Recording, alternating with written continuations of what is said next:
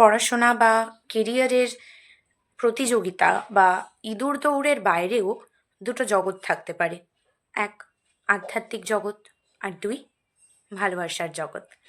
আর আজ সেই দিনটা যেই দিন সবাই ভালোবাসাকে উদযাপন করে। তাহলে ভালোবাসা উদযাপন, তো এই ভালোবাসা জিনিসটা ঠিক কী?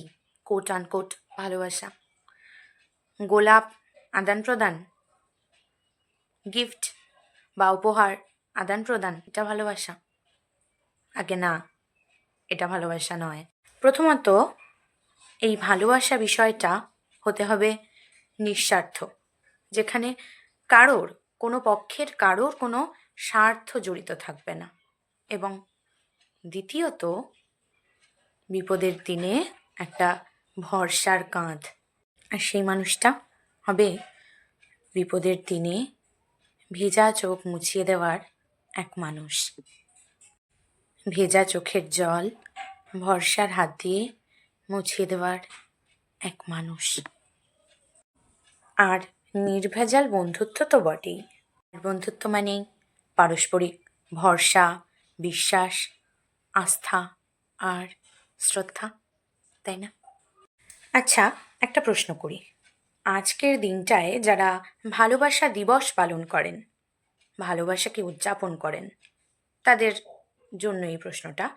তো এই ভালোবাসার জন্য বা ভালোবাসার সেই মানুষটার জন্য আপনারা ঠিক কত দূর যেতে পারবেন? ঠিক কি করতে পারবেন তার জন্য?